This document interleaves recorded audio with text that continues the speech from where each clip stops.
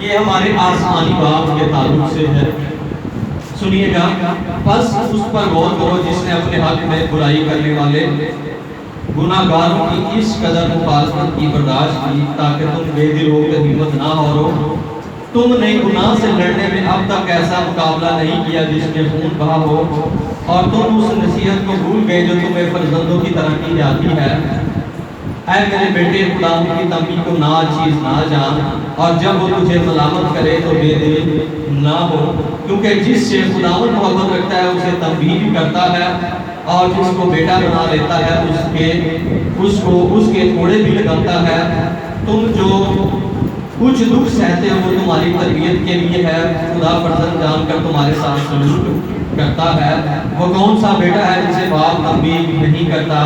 اور اگر تمہیں وہ تنبیہ نہ کی گئی جس میں سب شریک ہیں تو تم حرام زادے ٹھہرے نہ کہ بیٹے.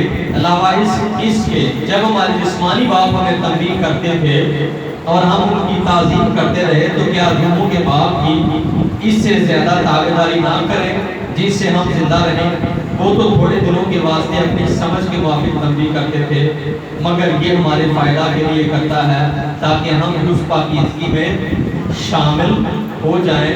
اور بالفعل ہر قسم کی تنبیہ خوشی کا نہیں بلکہ غم کا باعث معلوم ہوتی ہے، مگر جو اس کو سہتے سہتے پختہ ہو گئے ہیں ان کو بعد میں چین کے ساتھ راست بازی کا پھل بخشتی ہے. آمین. آسمانی باپ جو ہماری فکر کرتا ہے، جس نے ہماری راہبری کی، رہنمائی کی، اس نے ہمیں جو ہے وہ ساری سہولیات دی، اور زمینی باپ کے مؤثر کردار کو سمجھنے کے لیے اور اس کے انتہائی کامل نمونے کو جاننے کے لیے ہمارا آسمانی باپ کا نمونہ جو کہ اسی پیٹرن پر ہمارا زمینی باپ ہے، اس کو جاننا اور سمجھنا بڑا زیادہ ضروری ہے کہ خدا کا جو دل ہے اس نے کیسے ایک باپ کا دل جو ہے وہ زمینی شکل میں ہمیں دیا ہے، جس کے ذریعے سے ہماری پیدائش ہوتی ہے، ہماری ولادت ہوتی ہے. ایک پودے کی مثال دینا چاہوں گا. گھر میں ہم گملوں میں کیاریوں کی شکل میں کسی نہ کسی کو کسی نہ کسی وقت میں تجربہ ہے کہ ہم نے کوئی نہ کوئی کسی نہ کسی قسم کا جو ہے وہ پودا لگایا. جب وہ پودا لگایا جاتا ہے یا اگتا ہے تو جس چیز کی اس کو ضرورت ہوتی ہے وہ ہے اس کو مہیا کیا جانا کھاد کی شکل میں اور پانی کی شکل میں. اگر نہیں کریں گے تو چند گھنٹوں میں وہ مرجھا جائے گا اور کیا ہو جائے گا؟ ختم ہو جائے گا. اس کے اندر جو پرورش کا نظام ہے وہ ڈیڈ ہو جائے گا. پھر اس کو پروٹیکٹ کیا جائے، اس کی حفاظت کیا جائے.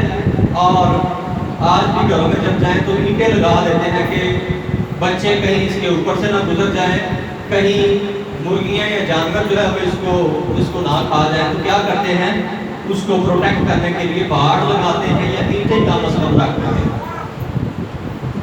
پھر کیا ہوتا ہے کہ اس کی حفاظت کی جاتی ہے. پھر تیسری جو چیز ہے اس پر توجہ دینے والا کوئی نہ کوئی ہوتا ہے جو اس کو آبزرو کرتا رہتا ہے کہ مجھے وہ کس چیز کی ضرورت ہے. اب ایک تو بہت لگی ہے تو پانی لا دے، زیادہ خشک ہو گیا. اس کو کوئی نہ کوئی آبزرور ہوتا ہے جو اس کو دیکھتا رہتا ہے. اب تین باتیں ہیں کہ اس پودے کو بڑھنے کے لیے ایک جو چیز ہے وہ اس کو پرووائڈ کرنے والا ایک ہوتا ہے، پھر اس کو پروٹیکٹ کرنے والا ہوتا ہے کہ کہیں آ کر کوئی اس کو پاؤں سے نہ رون دے، کہیں جانور کوئی پرندہ آ کر اس کو نہ کھا لے. پھر تیسری چیز ہے کوئی آبزرور ہوتا ہے جو اس کی ضرورت کا خیال رکھتا ہے. یعنی تین باتیں میجر ہوتی ہیں کہ جو اس پودے کو جو چھوٹا ہوتا ہے بڑھنے میں مدد کرتا ہے. اور اس وقت میں اگر حفاظت نہ کی جائے کوئی بھی بچے اس کے اوپر سے گزرے گے اور وہ کیا ہو جائے گا؟ ختم ہو سکتا ہے. اگر حفاظت کا عنصر بیچ میں سے نکال دیں کہ کوئی حفاظت کرنے والا نہ ہو؟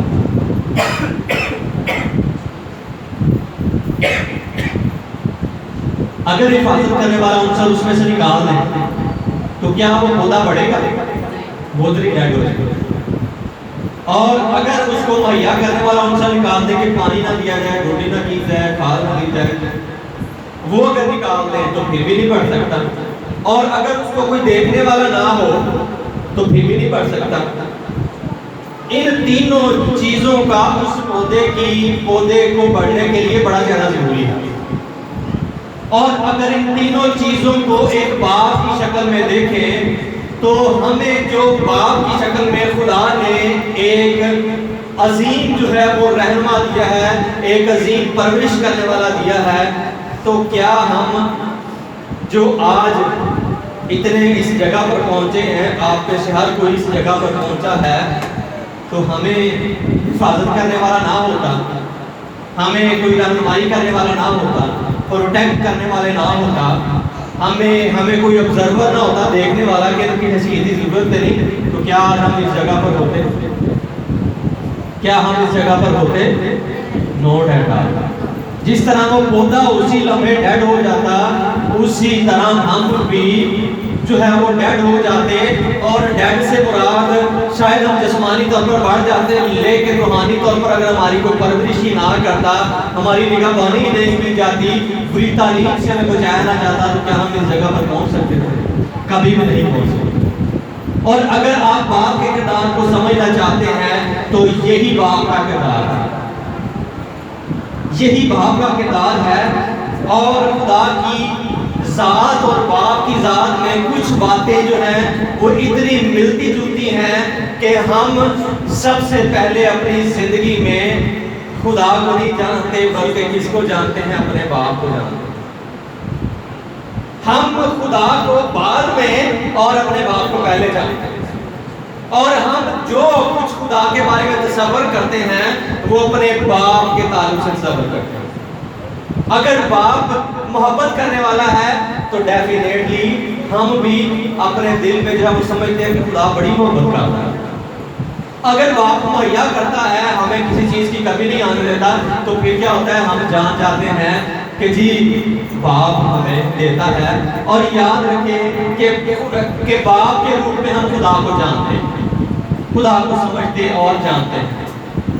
تو سب سے پہلی خوبی جو ایک آسمانی باپ کی ہے، جو ہمیں زمینی باپ میں نظر آتی ہے، وہ ہے بلا امتیاز مہیا کرنے والا۔ بلا امتیاز مہیا کرنے والا، بغیر کسی فرق کے کوئی بھی جو چیز ہے، ضرورت کی چیز ہے، ہمیں دینے والا، مہیا کرنے والا کون ہے؟ خدا ہے۔ اور متی کی انجیل اس کا 5واں باب اور 45 آیت میں لکھا ہوا ہے کہ وہ اپنے سورج کو نیکوں اور بدوں دونوں پر چمکاتا ہے۔ وہ اپنے سورج کو نیکوں اور بدوں دونوں پر چمکاتا ہے، اور یہی باپ کا کردار ہے کہ وہ بلا امتیاز جو ہے وہ مہیا کرتا ہے، بلا امتیاز جو ہے وہ مہیا کرتا ہے۔ ایک باپ ہے جو سارے خاندان کی پرورش کرتا ہے، جنہیں مرضی بچے ہو جائیں انہیں سارے لاڈلے ہوتے ہیں، سارے جڑا نا وہ مہیا کرتا ہے۔ اور اب میں دوسری طرف نہیں جاؤں گا کہ ایک باپ جتنے مرضی بچے ہیں ان کو پالتا ہے، اور اس کے بعد ایک بھی بچے سے ماں یا باپ نہیں سنبھالا جاتا، یہ ایک علیحدہ چیپٹر ہے، لیکن ابھی باپ کی بات کر رہے ہیں۔ باپ جو ہے وہ مہیا کرنے والا ہے، جس طرح خدا جو ہے وہ کیا کرتا ہے؟ مہیا کرتا ہے۔ اگر کدھر اونچ نیچ ہو جائے نا، بہن بھراواں چ بھیڑاں بھیڑاں چ لڑائی ہو جائے تے صلح کراون والا ماں پیو ہی ہوندا کہ کوئی گل نہیں۔ اسی بات ماں پیو نال لڑنے ہیں کہ توں میں تیرے کول نہ، توں مینوں اتنا کچھ نہیں دیندا جتنا انہوں جا کے دے آنا۔ ہم بات رکھتے ہیں، لیکن اس کے دل کو سمجھیے گا کہ وہ سب اپنے بچوں کو برابر کا رکھتا ہے۔ پھر دوسری بات ہے کہ وہ حفاظت کرنے والا ہے۔ خدا کی حفاظت کرنے کی جو بات ہے اس نے اسرائیل کی حفاظت کی، آج تک بھی قائم ہے۔ کلیسیا کی حفاظت کرتا ہے خدا یسوع مسیح کے ذریعہ سے، اور آج بھی ہمارا زمینی باپ بھی اسی طرح ہماری حفاظت کرتا ہے، روحانی باپ کی طرح ہمیں جسمانی خطرات سے بچاتا ہے۔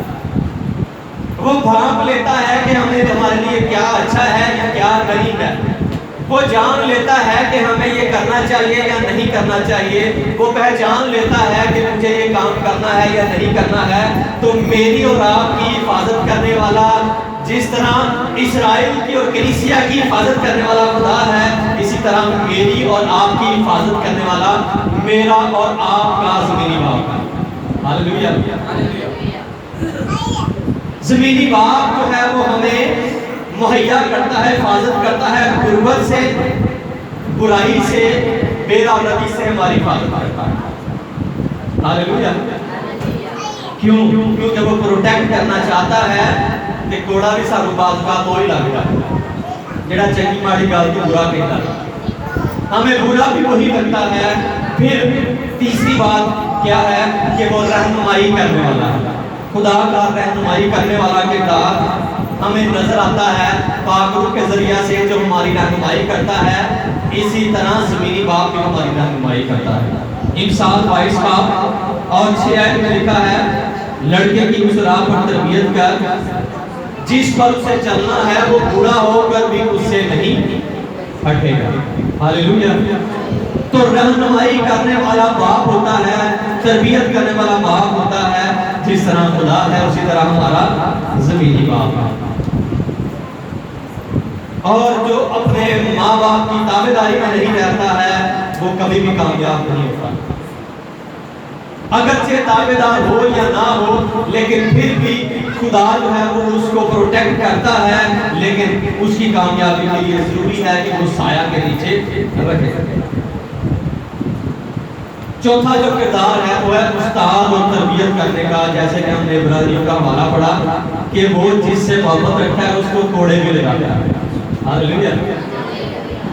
اسی پیو چنگیاں چنگیاں گلا کریں نا، تعریفاں کریں کہ اسی بڑے خوش ہونا، جدوں انہیں چنگی ماڑی گل کا کوئی یاد دیتا ادو ہی ساڈے موڈ۔ خدا نے ہمیں یہ بلیسنگ جو دی ہے، اس کو جو ہے وہ سنہرے موتیوں کی طرح اپنے کوزے میں رکھیں، ایک وقت آئے گا جب ہمیں یہ پھل دے گا۔ آج اگر ہماری تربیت نہ، پہلے ہماری تربیت نہ ہوتی تو شاید ہم جو ہے وہ اس جگہ پر بھی نہ ہوتے۔